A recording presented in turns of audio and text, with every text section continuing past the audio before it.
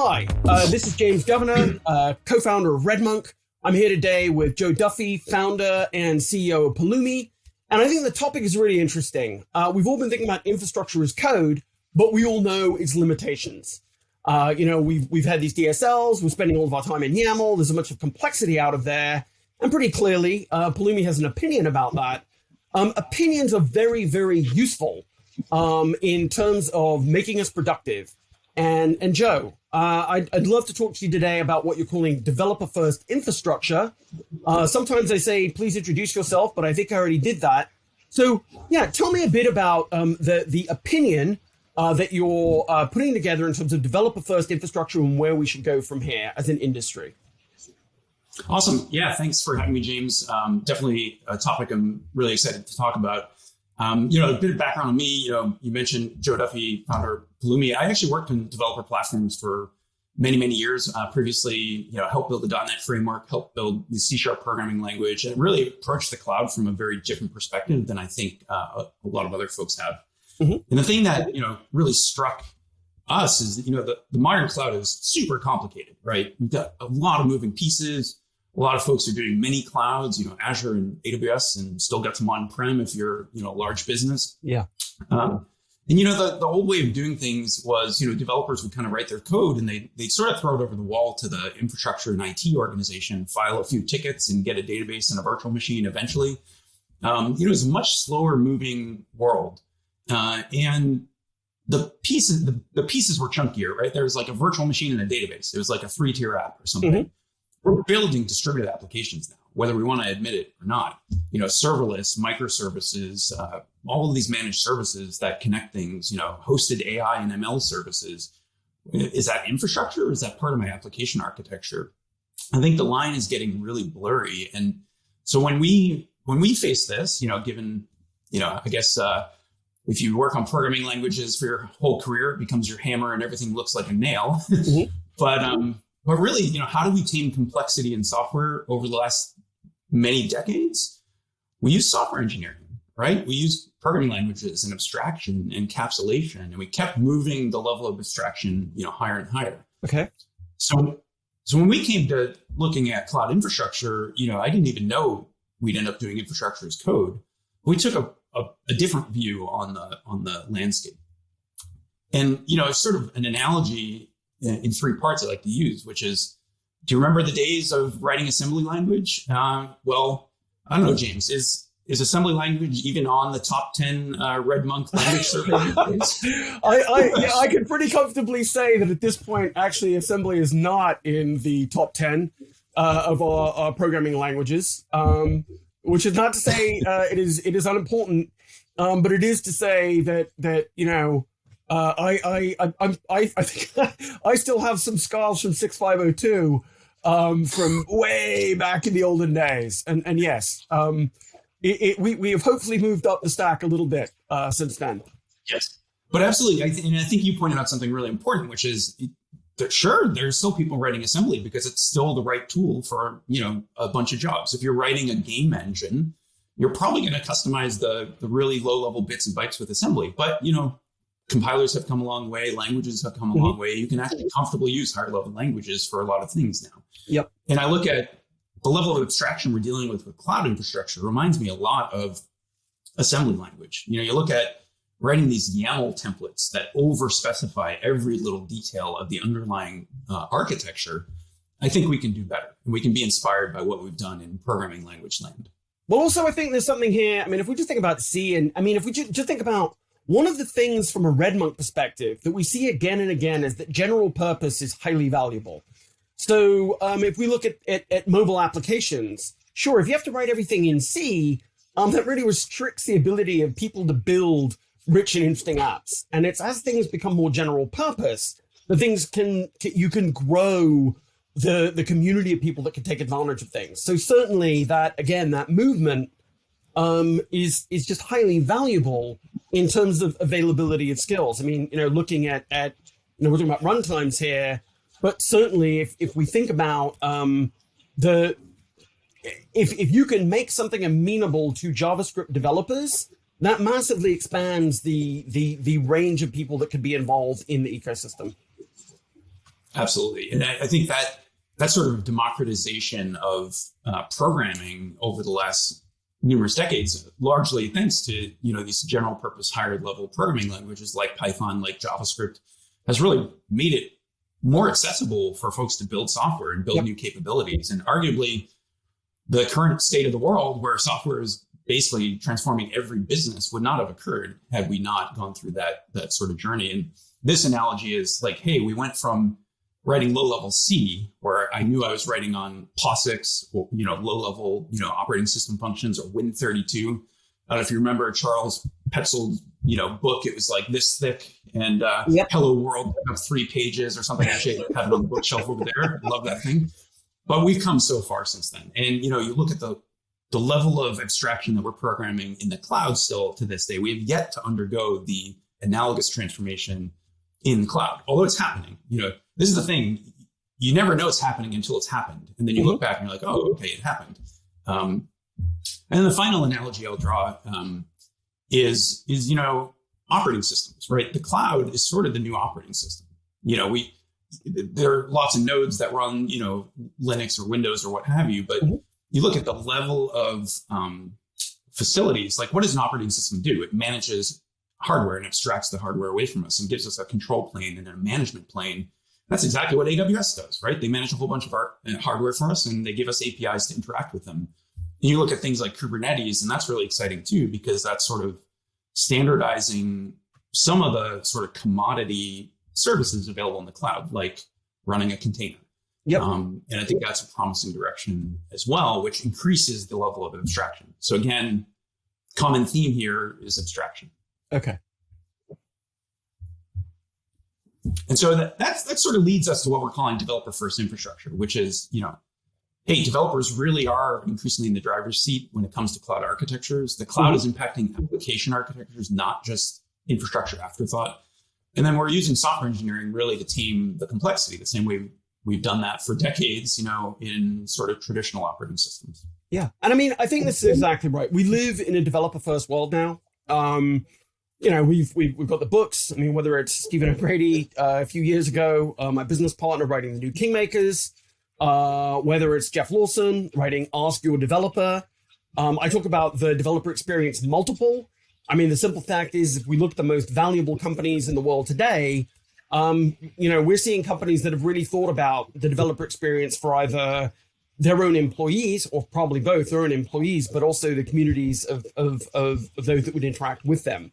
So just thinking about how we can think about developers making their lives easier, that's where you get business benefit today. And so why wouldn't it be the case that we've got developer first companies, we've got the developer experience multiple, so developer first infrastructure makes sense to me.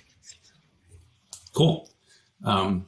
Yeah, and we didn't just come up with this; we're actually seeing it. Like you mentioned, Jeff Lawson's book, Ask Your Developer. I love that book. One of the things it talks about is people who have a software mindset, and that's what we're seeing is people taking a software mindset when it comes to cloud infrastructure and how to build modern cloud apps.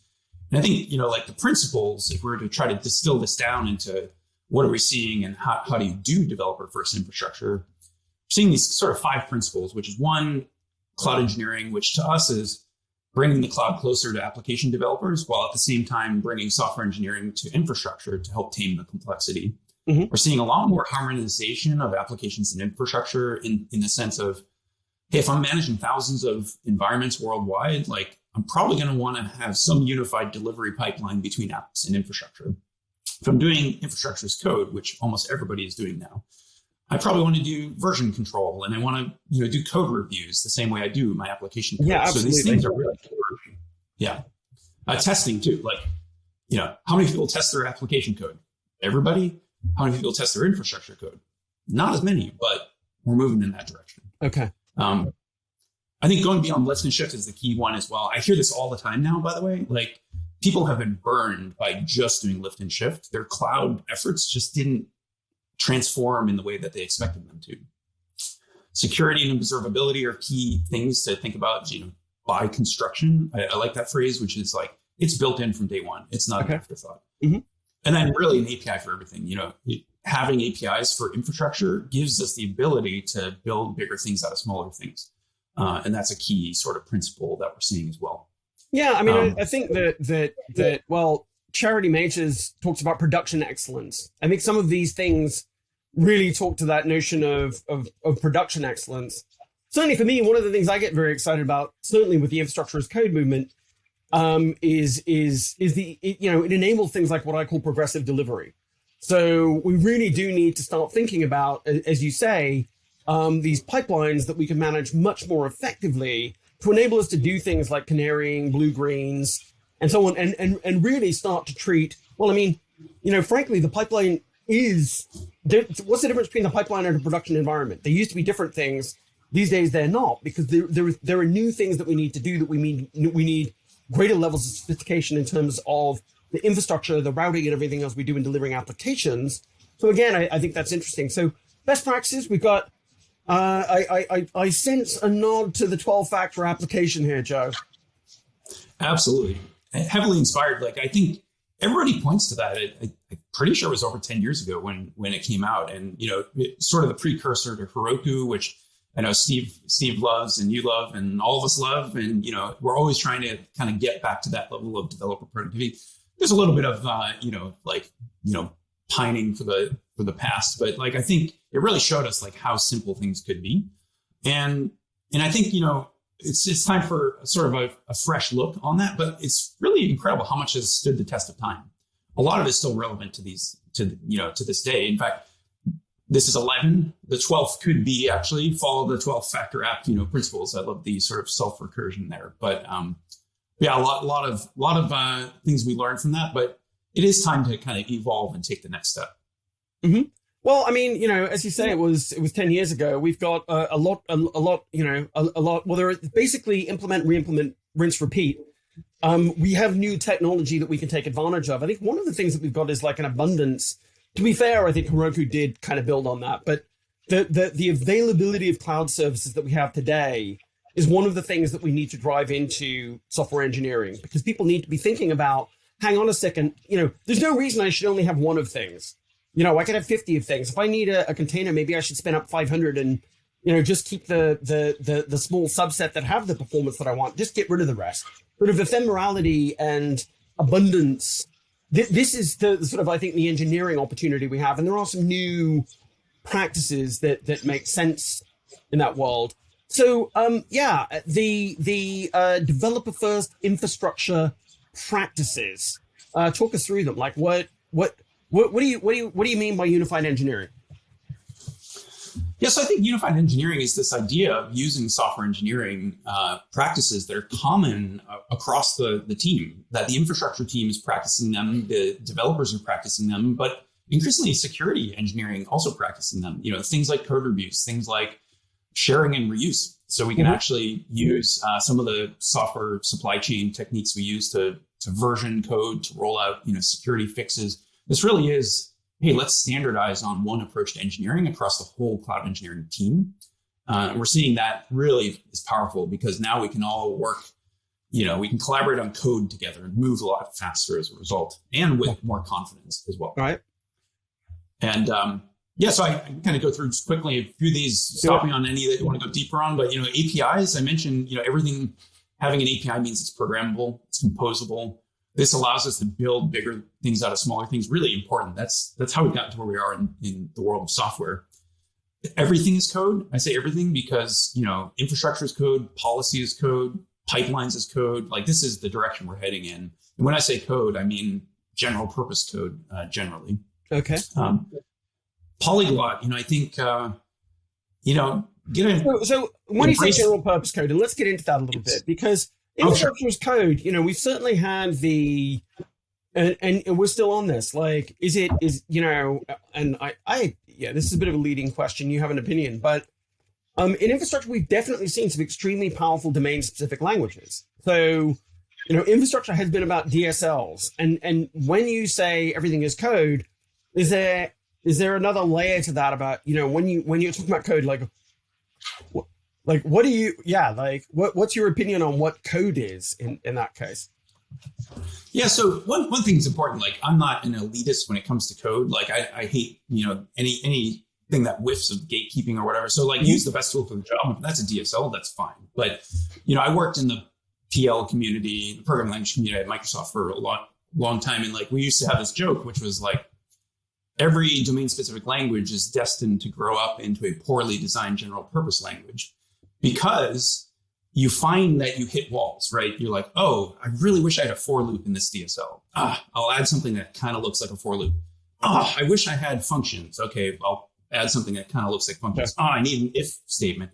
And eventually, like, you just end up recreating the wheel on all this stuff. And I see that happening in infrastructure land. Like, we're rebuilding module systems and for loops, and when we started Pulumi, we're just like, hey, let's meet developers where they are. Let's let you use your favorite language, but let's marry that with the belts and suspenders of infrastructure as code, so you get the reliability, security, all of that goodness. Okay.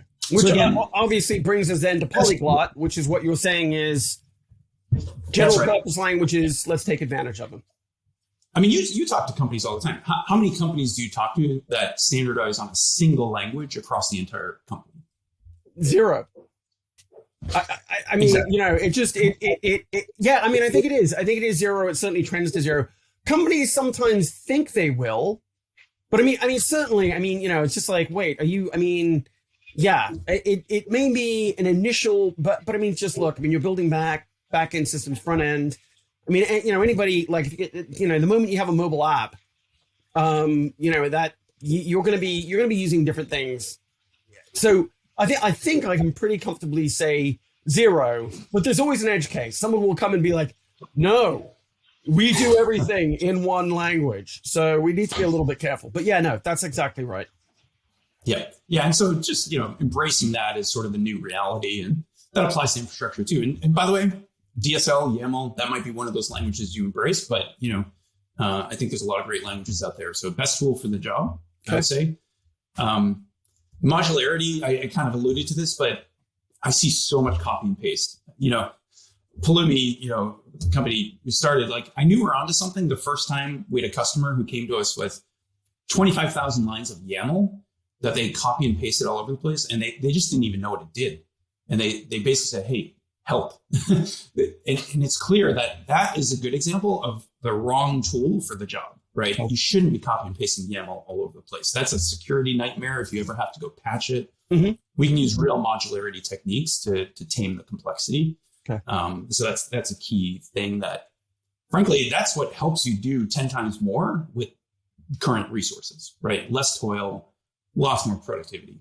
Okay. And you said continuous delivery for infrastructure. I think people understand that now. That makes sense. That's as a goal, as an approach. Continuous verification. So I've been thinking about guardrails a lot lately. We've had this because we've had such an explosion of technology. There are people have so many choices. That's kind of the one of the challenges of the polyglot era we live in. But continuous verification and guardrails. What are you talking about there? Yeah, it's really important, honestly, because one of the critiques of developer first infrastructure. By the way, I should mention, like, developer first doesn't mean there isn't an infrastructure team or a DevOps team. Of course there is. Like, those require deep domain expertise to run cost-effective, secure Kubernetes clusters, for example. Like, most developers are not going to go deep on that. Developer first, from the perspective of the infrastructure team, is to empower the developers because they know that's what the business needs. That's what is going to get the level of innovation they need. But you can't give away the keys to the kingdom, right? You need to make sure things are still secure. You need to make sure that guardrails are in place so developers don't do the wrong thing unknowingly. Most developers are not malicious. They're not going to go do the wrong thing intentionally.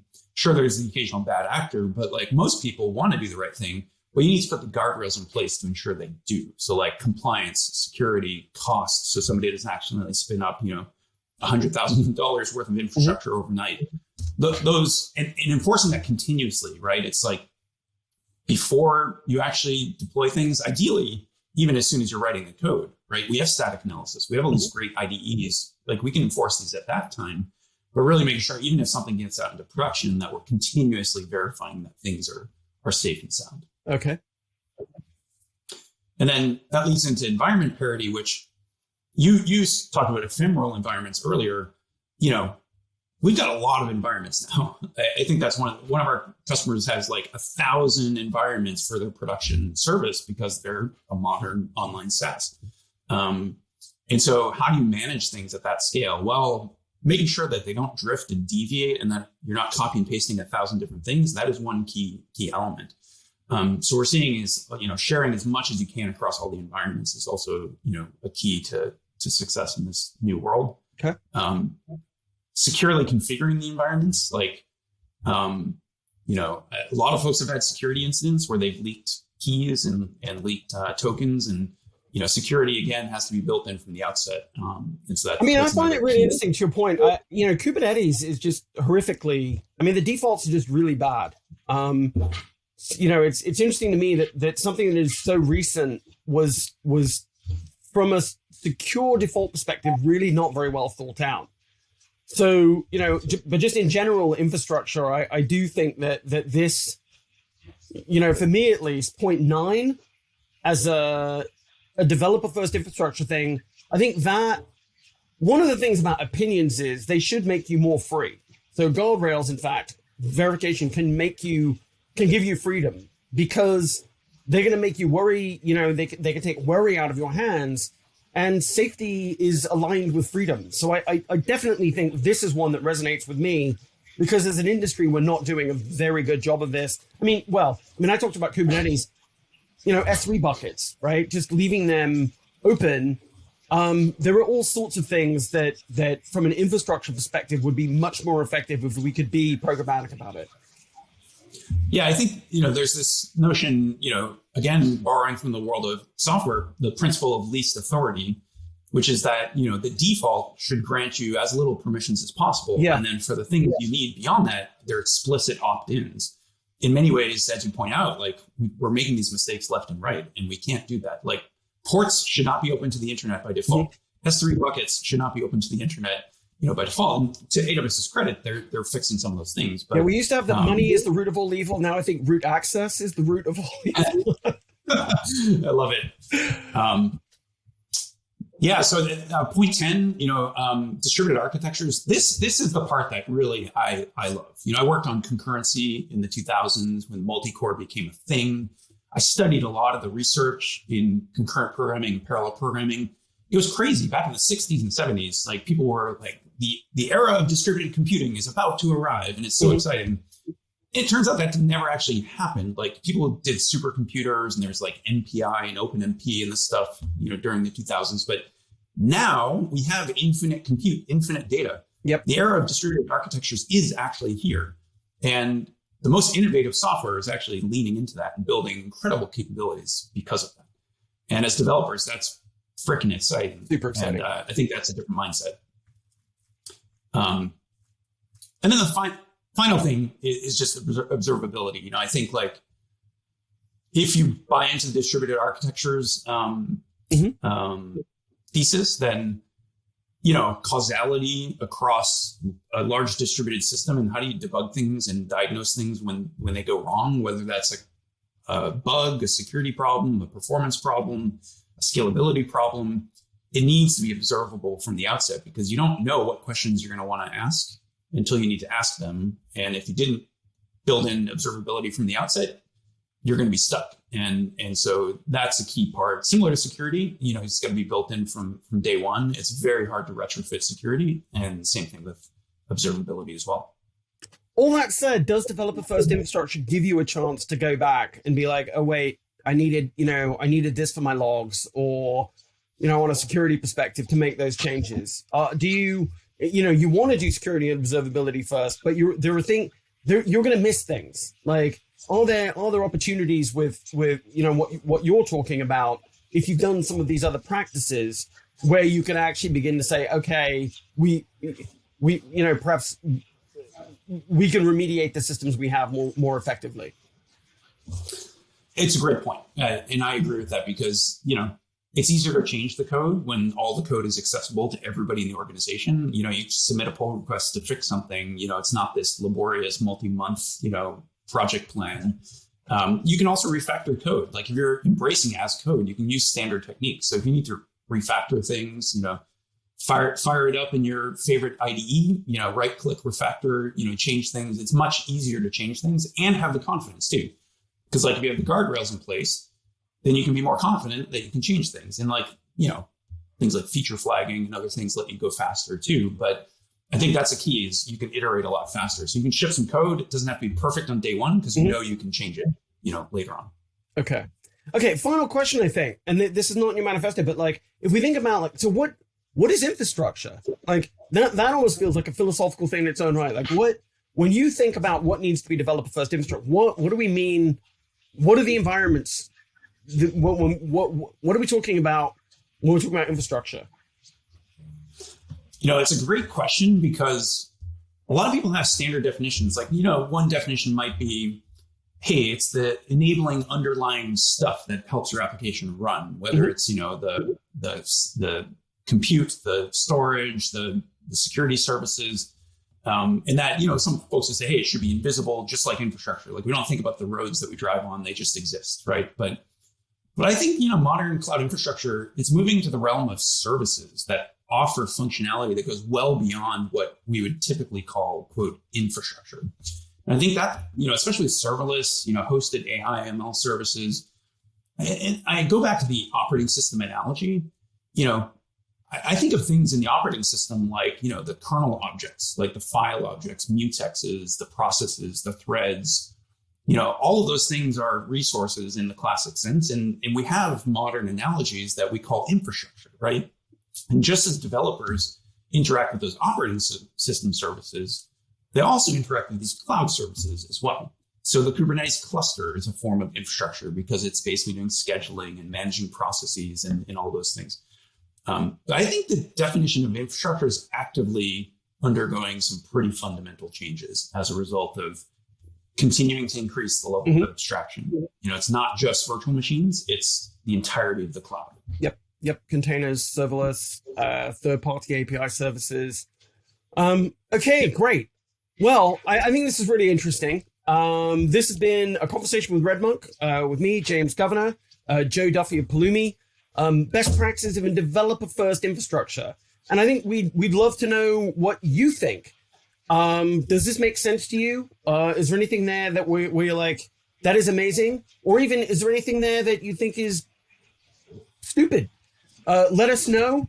This is, I think for Pulumi, it's going to be something that you are, as an organizing concept for you.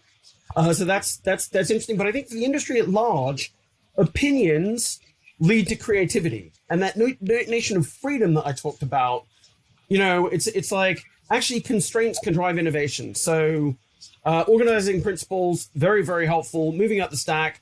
That was super interesting. Thank you very much. And we are going to wrap. Awesome. Thank you, James. Okay. Thanks, Joe.